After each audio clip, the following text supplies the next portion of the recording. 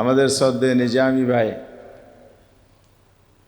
যখন ফাঁসির মঞ্চে গিয়েছিলেন, আমি জেলখানা গিয়ে অনেকগুলো বিষয় শুনেছি, কিছু কিছু লিপিবদ্ধ করেছি, সময় পেলে লিখব ইনশাআল্লাহ। ওনার শেষ বাক্য ছিল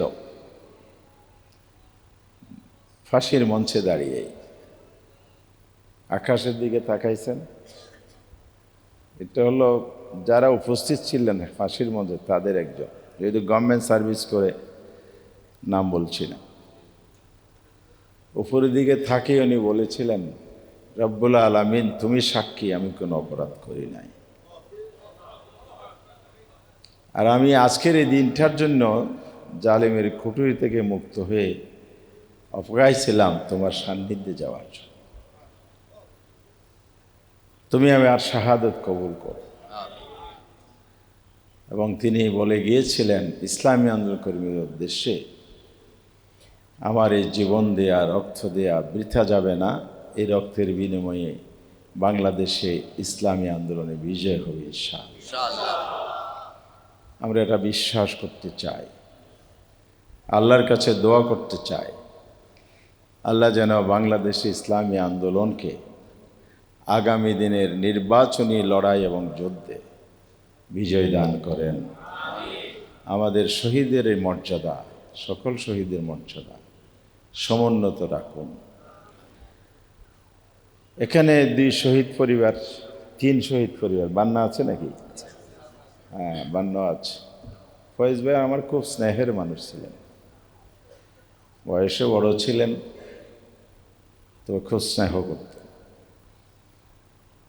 তো আপনাদের এই জমিনেরই তো তার রক্ত ঝরেছে, অবশ্যই আল্লাহ তাআলা এই জমিনকে কবুল করেছে।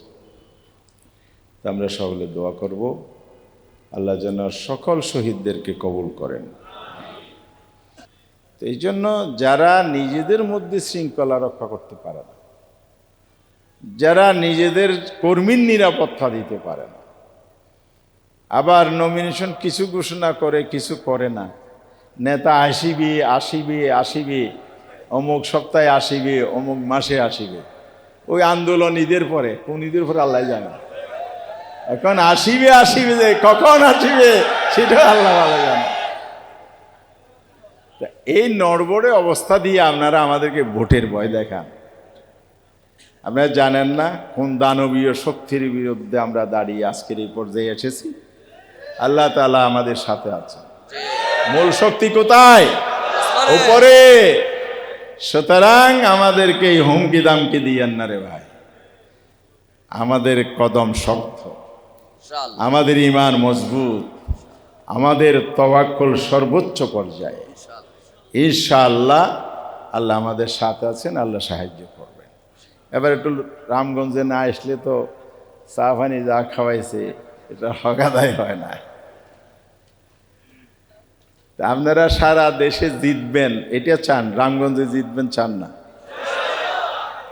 চান কিনা? সে একটা হাত তুলেন দেখি। ও বারবার মাশাআল্লাহ, সত্যিই চান না?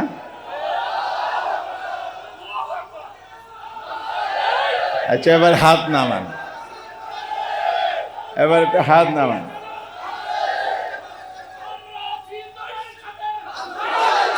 আমি